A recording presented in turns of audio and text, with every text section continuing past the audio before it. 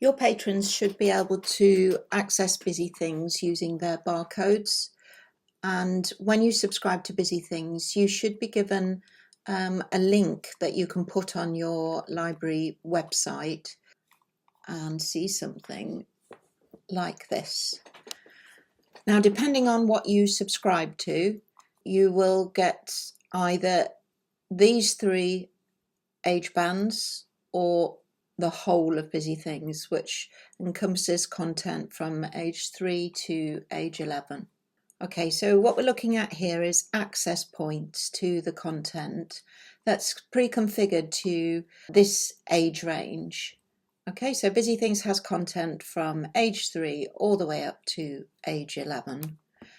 This column here is an alert system, so we like to have an activity of the week. This is a way of pulling that forward onto this screen, and if we have released new content, there will also be a little link to it here.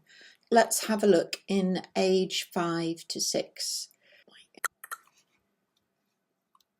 So you can see we've got the subject areas here in these colours, and then we've got these yellow areas are here. The activities are all sitting in the subject areas.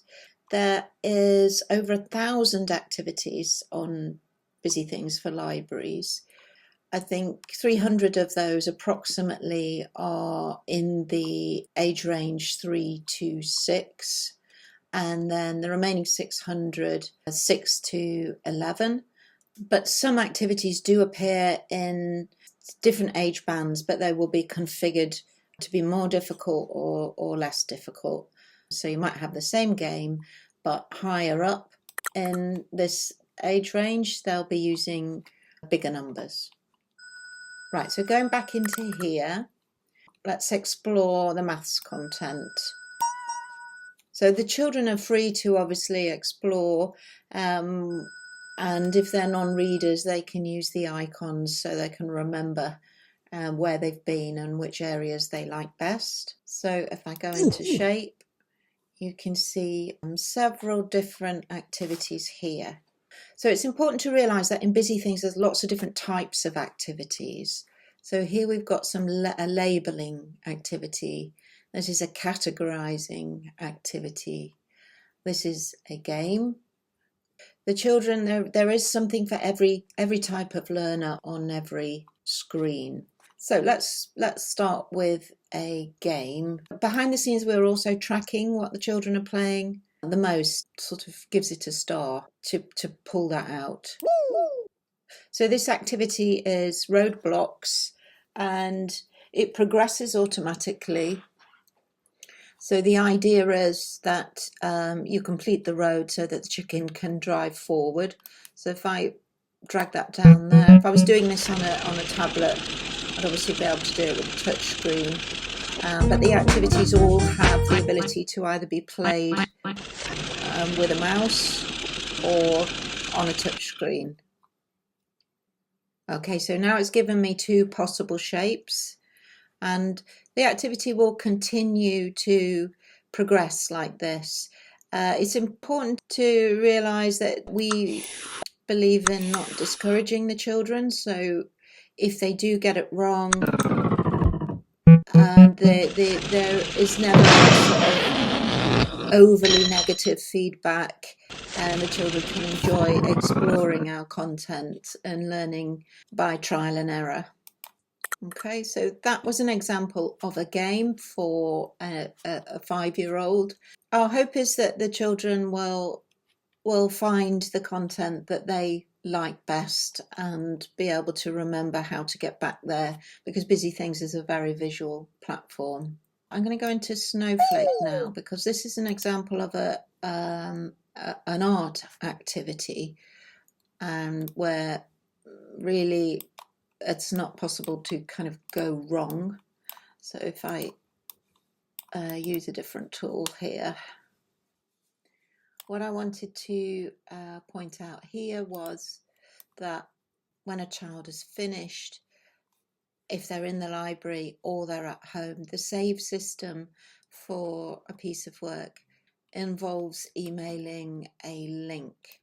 So if I save, you'll see this activity now exists on BusyThings, but it has been saved onto a web page so that it can be retrieved later. So if they've done anything in the library, the parent can put an email address in here and send the link home. I'm going to come back out. So we've got activities for English, maths, art and music. This is science and computing. The yellow areas are different ways of accessing the content. So this is a top 40 for age 5 to 6. So these are from the top left all the way down. These are the most popular activities for this age range that are being played at the moment. Easy search is a way for children that are not wanting to dig deep through the subject menus and are not reading yet to find content through a visual clue. So this is how to find the games with that feature the monkey character. This chair features in a lot of our English activities where the children are learning to read, and the children will start to associate these icons with the content that they like and be able to come back here and find games quickly and easily. BusyBox is a quick fire mini game area, so the children answer very short quick questions and win stars for the library. So you can see we've got a leaderboard here, and these are all the libraries in Australia that have been playing, I think, in the last 7 days. You can, and the child can work to get their library up the leaderboard. How many worms altogether? I hope to get that right. So 15, 16. I've got that right, which means I will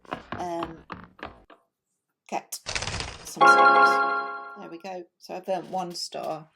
Now it will move on to a completely different game. So you just keep moving through, and there's a nice transition in between. And again, I've got another star. Those 2 stars will go to my library. Altogether? So there's 60 or so mini numeracy games, probably the same with literacy, and then mishmash are games that we didn't quite know what subject area to put them into, and the whole caboodle is just play a bit of everything.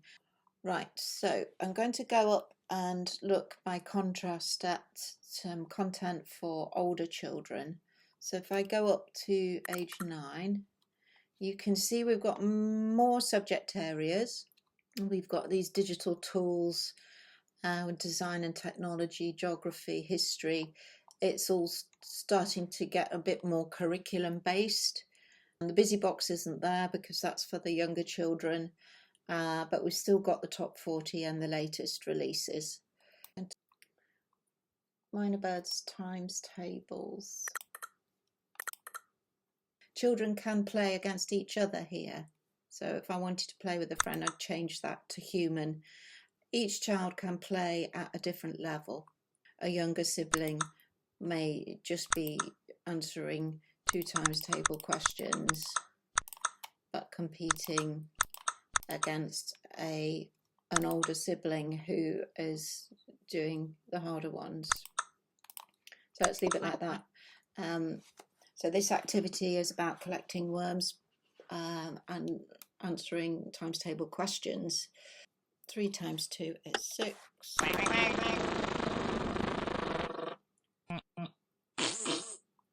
Player 2. 2 times 12.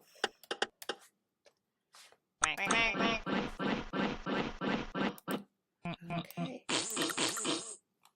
So if we just sort of browse the menus in these older areas, you can see that we've got activities for reading, writing, grammar and punctuation, and that it's much more sophisticated as the children get older.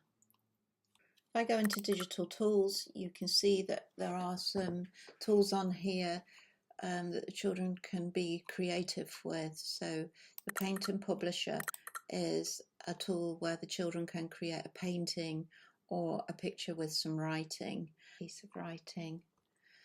So the paint tools in here are quite extensive, and the children can also import images from photo banks here and use their own photo. An abstract drawing at the moment. They also get stamps, clip art. There's clip art library in here. The type tools are very simple. So it's a sort of early introduction. They've got fonts, font sizes, and some simple formatting tools there. So I'm not going to save that. We also have a graph maker. So again, they can make these kind of charts, and a nice tool for composing music. I press play.